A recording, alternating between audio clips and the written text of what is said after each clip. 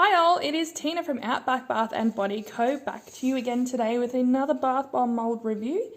This is another great mould. This one is another Etsy mould. This one is from Soap Mould Boutique. I will link this all below. This one cost me about $3.90 US. It is called the Wind Mould or the Sun Mould, or I've seen some people that sell similar moulds to this call it the Freya's Tear mould. I just call it Mermaid Tears. You can call it whatever you like. It's a great little mould. I'm just going to pause this. So here are a couple that I've done prior in this mould. You can see it creates beautiful swirls, has gorgeous lines throughout it, and then this like little dot detail around the back. Here's another one I've done in different colours, and I'm going to be making some of these today. So I'm going to show you how it packs, how it unmolds, and then give you an idea of whether this is like a beginner mould, maybe a more advanced mould, etc. So give me a second and I'll start packing the mould. So as you can see, we've got our mould here. The finished weight of this one is approximately 150 grams. I think I've got mine labelled as 155, so that's what they finished being.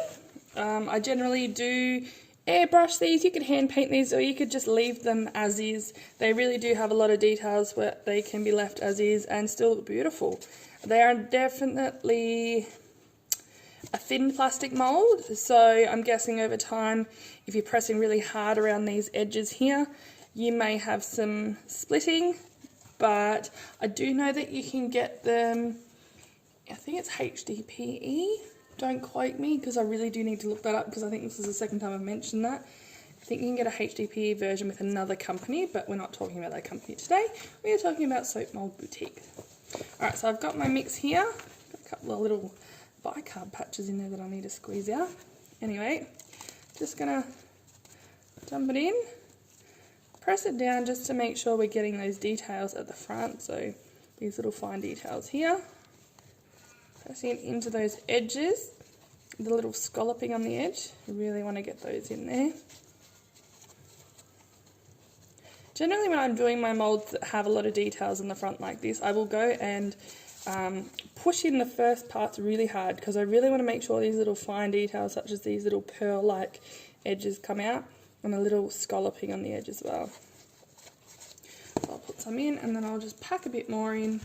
Again, I'm not fussed if they float. These ones actually do float because they're quite thin and they have a lot of area. They actually do tend to float really well. So you could put very thin embeds in the middle if you wanted.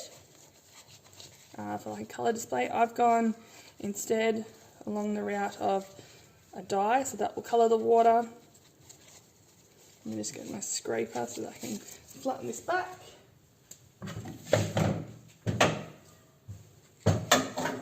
Second. Alright, so I've got a bit of gold on my scraper, but it's going to have gold on it anyway. So I'm just scraping off that back so it's nice and flat. You can see it's nice and flat there. I'm going to pause this and I will show you the turnout. So the unmoulding of this one again is just very simple. Just tap it down, make sure you're in frame. You can give it a little bit of a tap. You can see, I don't know if you guys can see, just these little edges here. You can already see that there's air in between the mould and the bath bomb itself. Make sure I want to get all those details out. Just lift, and there you go.